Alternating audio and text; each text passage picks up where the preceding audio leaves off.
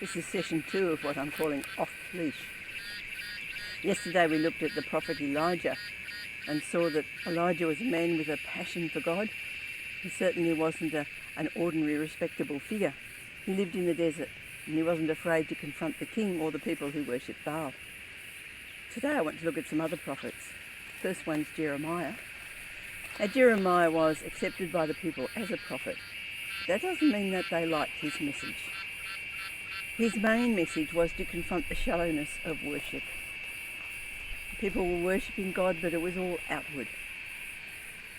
Even when the king Josiah found an old part of the law when they were renovating the temple, and he called people to listen to it, and there was a revival, a renewal, even then Jeremiah wasn't satisfied that it went far enough. He said it was too much of the outward ceremony.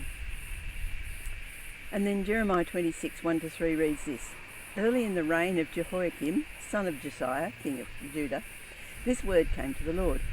This is what the Lord says, stand in the courtyard of the Lord's house and speak to all the people of the towns of Judah who come to worship in the house of the Lord. Tell them everything I command you and do not omit a word. Perhaps they will listen and each will turn from his evil way. Then I will relent and not bring on them the disaster I was planning because of the evil they have done. And God went on to tell Jeremiah that if they did not listen and did not change, then the temple would be destroyed. And they did not want to hear that. And immediately Jeremiah was arrested and he was tried for his life. But he was acquitted, and yet he was told never to preach in the temple again. When Israel was overrun by Babylon and the people were taken into exile, the temple was destroyed. Jeremiah's message then was not popular. He said to the people, now settle down. Settle under the yoke of the Babylonians. Because they had prophets saying to them, no, God will rescue us, God will send us back. Jeremiah did say, after 70 years you will return, but that's not what they wanted to hear.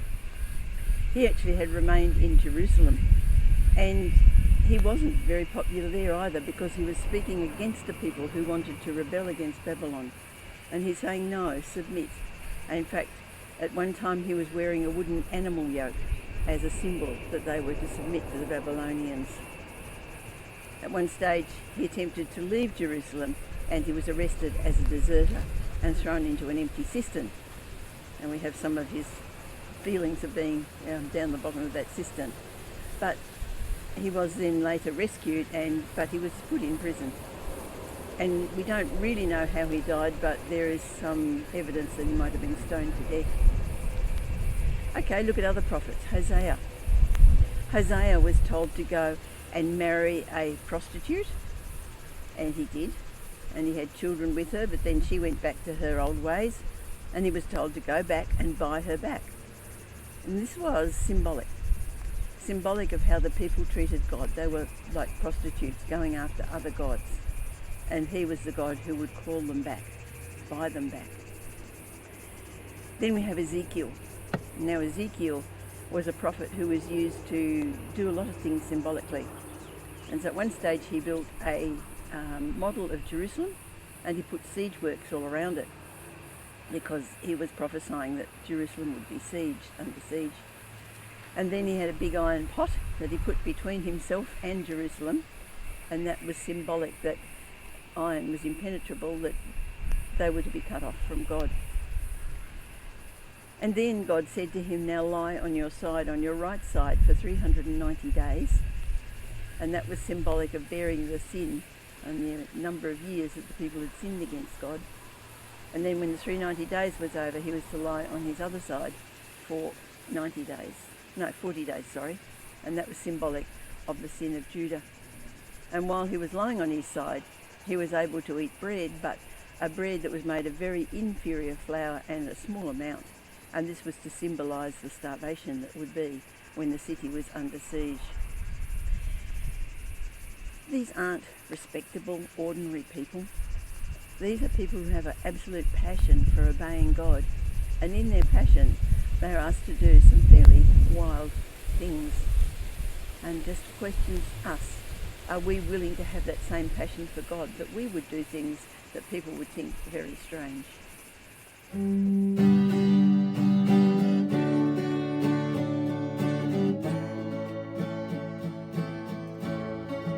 Come away with me, come away with me.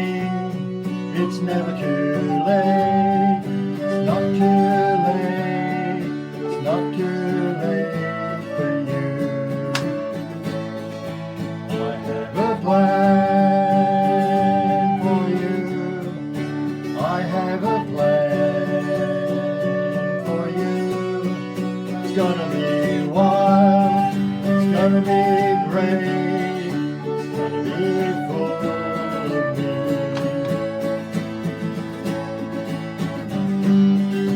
Open up your heart and let me in.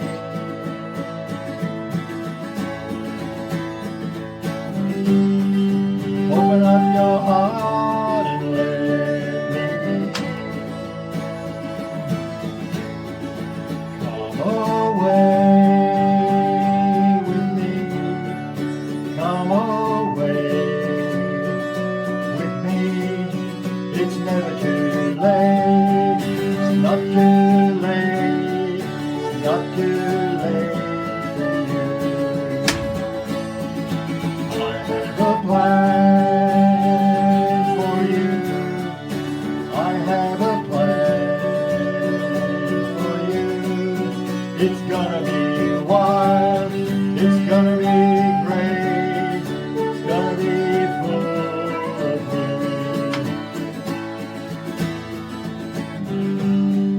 I'll open up my heart and let you